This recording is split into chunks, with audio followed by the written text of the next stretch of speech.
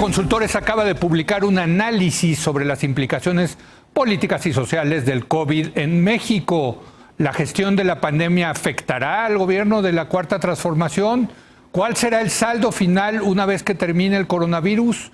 Para conocer más de este tema, saludo vía remota, sana distancia, a Luis Carlos Ugalde, director general de Integralia Consultores. Luis Carlos, muy buenas noches. Leo, ¿cómo estás? Muy buenas noches. Entiendo que este es el segundo reporte, ¿verdad?, que hablan sobre las implicaciones del COVID en México, ¿no? Sí, hace 2 meses aproximadamente hicimos un primer reporte para tratar de entender el fenómeno político y social, aunque en este momento el tema sanitario primero y luego el tema económico han concentrado buena parte del análisis que se ha hecho. Nosotros estamos empezando a ver cuáles van a ser los legados sociales y políticos, y a eso responde este segundo reporte que hacemos en Integralia, Leo. Muy bien, a ver, pues vamos con las conclusiones, entremos. La primera gran conclusión, ¿qué dirías, Luis Carlos? Mira, antes de eso quisiera entrar a un tema, porque tú lo has discutido mucho en este programa en las últimas semanas. Hay, me parece, por parte del gobierno, un doble rasero. Uno que me parece que ha sido acertado, que ha sido el hecho de que me parece que el manejo de la disponibilidad de camas, que ha evitado que haya un desbordamiento y haya escenas de pánico como hubo en Italia o en España, ese me parece que ha sido un acierto que no se ha discutido. Sí. Me parece que el gobierno y las Fuerzas Armadas habilitaron más de 100 centros de atención de salud que estaban desalojados, que estaban en desuso, sí, y logró rápidamente poner ventiladores de tal forma que no se ha visto eso, y me parece que eso ha mantenido esta crisis en control. A pesar de que hoy, Leo, hoy nuevamente, hoy es el tercer día o el segundo día con más números de contagios y es el tercer día con más decesos. Es decir, el gobierno ha fallado una y otra vez en sus predicciones, pero sin embargo el problema no se ha salido de las manos, creo yo, por una operación administrativa de coordinación y de disponibilidad de camas que me parece que se tiene que decir. Desde luego, desde luego. No, bueno, y aquí lo hemos reconocido, totalmente. Sin embargo, Leo, me parece que los errores primero son el tema de la incredulidad de los datos. Segundo, la falta de precisión de las proyecciones. Como decimos en este reporte, Leo, lo que dijo primero el gobierno es que iba a haber entre 6 y 8 mil muertos. Luego López-Gatell ajustó a 30 y luego la última cifra fue de 35. ¿Cómo podemos permitir que el gobierno vaya cambiando cifras de muertos? Hoy ya tenemos más de 19 mil. Eso quiere decir que a finales de este mes seguramente vamos a estar tocando la cifra de 30 mil y la última predicción de López-Gatell, que fueron 35, la vamos a alcanzar la primera o la segunda semana del mes de julio. De tal manera que México va a acabar siendo uno de los 5 países del mundo con más número de muertos, también en términos relativos por millón de habitantes, y en tasa de letalidad somos pues el mayor del mundo. De tal forma que eso es sanitariamente lo que va a dejar el legado. Ahora, déjame decirte que en lo personal, lo confieso, la verdad aquí frente a nuestro público, yo ya no le creo al gobierno federal porque sus mensajes son contradictorios, Luis Carlos. Una cosa es lo que dice el presidente y otra cosa es lo que dice su subordinado, el subsecretario López-Gatell. Son mensajes contradictorios. Así es, eso me lleva al siguiente argumento. López Obrador quiere cambiar la narrativa. Claramente para él la narrativa de los muertos ya la quiere dejar atrás. De hecho, yo creo que para López Obrador que haya 45 mil o 70 mil es exactamente lo mismo. Lo que él quiere decirnos es ya estamos en la parte del optimismo, de la reapertura económica, de volver al empleo, porque claramente para López Obrador este ya no es un asunto. Siempre y cuando no haya desbordamiento de atención en salud y haya escenas de a quién conecto, al joven o al viejo, que ocurrió en otros países, siempre y cuando eso López Obrador puede vivir con esto y quiere cambiar la narrativa. Entonces la narrativa al final de este camino del número alto de muertos va a ser que fueron los refrescos, que fue el neoliberalismo y que México fue un país que logró aplanar la curva. Sea o no cierto, entonces esa es la cuestión de que López Obrador da un mensaje y su equipo de científicos de salud da otro. Entonces, pero es un tema político del presidente. El presidente está en lo suyo y aquí ya lo vemos con mucha claridad, Luis Carlos. Esto es la elección del 21 que ya se adelantó, ya comenzó, ya se dio el banderazo, man. Así es, ese es el hecho, Leo, por supuesto. Y entonces la pregunta que habría que hacer es si el presidente va a pagar algún costo político. Sí. Y yo creo que en el tema sanitario, primero, yo creo que el presidente puede evadirse de su responsabilidad cuando se le diga, oiga, nos dijeron que iba a haber 35,000 y llegamos a 65,000. El presidente se va a poder zafar de esa. Creo que eso no le va a afectar mucho porque ya argumentó de que es la comida chatarra, ya nos dijo que es el neoliberalismo. Entonces esa yo creo que se puede Sí.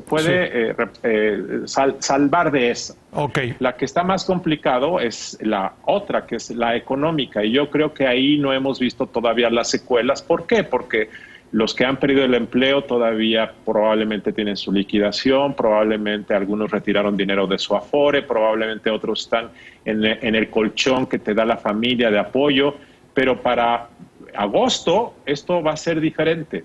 Y entonces el tema del desempleo, sobre todo en clases medias urbanas, que no reciben ningún apoyo, y en segmentos de la economía informal que tampoco lo reciben, que están fuera del modelo de López Obrador, de su 70% que recibe apoyos, pero que es mucho menos, creo que ahí va a empezar a haber una secuela muy importante. Creo yo que el presidente ya se zafó del tema del PIB, y entonces si la economía cae 7%, cae 14%, al presidente ya no le importa mucho.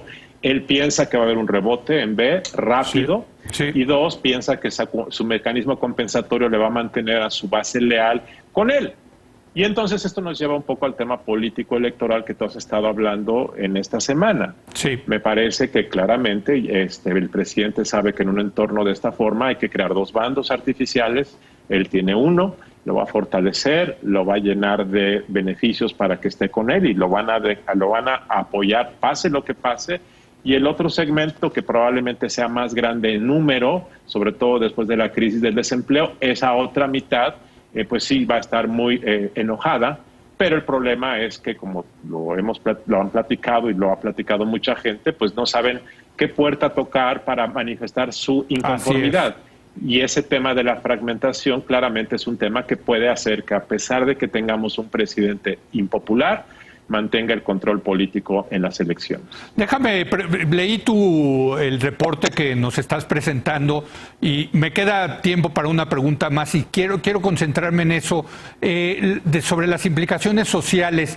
Veo que hasta ahorita no hay un tema de protesta social, de saqueos, como reacciones más virulentas, vamos a llamarlos así, frente a la crisis sanitaria y crisis económica. ¿Es correcto?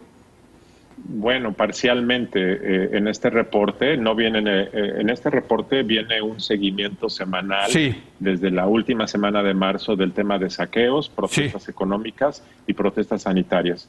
Hubo muchos saqueos en la última semana de marzo y luego se han controlado. Correcto. Pero eso no significa que cuando empieza a haber una suerte de desesperación se combine la necesidad de algunos grupos de la población de comer con el oportunismo de grupos de todo tipo, pandillas, maleantes, comunes y corrientes. Grupos políticos. Grupos políticos que quieran hacer como ocurrió con el gasolinazo en 2017, sí, que traten de manifestar y acrecentar eso, y entonces no podemos descartar que pueda haber en algunas zonas urbanas del país, en algunos momentos, escenas de saqueos masivos en centros comerciales, en tiendas de autoservicio. O sea, potencialmente está ahí el tema, pero lo que veo en tu reporte es que después de marzo, al parecer no ha ocurrido.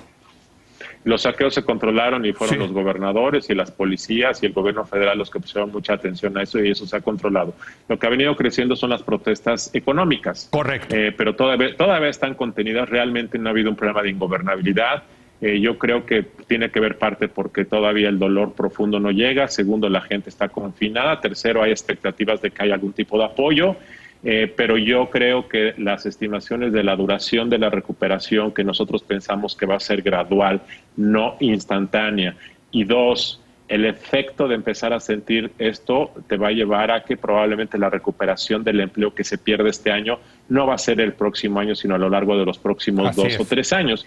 Y esto me lleva a una conclusión, que es, la verdad, un drama, yo creo que para el gobierno de López Obrador, a pesar de que él genuinamente colocó los pobres primero. Podemos estar en desacuerdo de sus instrumentos de política, pero sí es real que él coloca como una prioridad de su gobierno atender a la población más vulnerable. Y puede ser, Leo, que las cuentas que entregue, por factores exógenos y por culpa propia, las cuentas que entregue sea el mayor número de pobres y el mayor crecimiento de la desigualdad frente a los gobiernos neoliberales a los que tanto ha acusado. Sí. Y esto, sin duda, será un drama para él, que claramente tratará de deshacerse de la responsabilidad. Claramente la pandemia es parte del problema, pero sí, este problema ya se viene gestando desde el año pasado y creo yo que la reacción de su gobierno, muy ideologizada, va a hacer que este problema sea más agudo de lo que sería de otra forma. Muy bien, Luis Carlos, ¿dónde se puede conseguir el reporte? Mira, este reporte lo elabora Integralia Consultores para sus clientes, pero hay una versión ejecutiva en la página de Integralia, www.integralia.com.mx, donde vienen los puntos centrales de nuestro análisis político-social, Leo. Muchas gracias, Luis Carlos. Gracias, Leo. Buenas noches. Buenas noches. Hacemos una breve pausa. Viene nuestro experto económico financiero Raúl Feliz para examinar la situación de los mercados, sobre todo en Estados Unidos. ¿Qué pasa? ¿Se volvieron locos? Regresamos.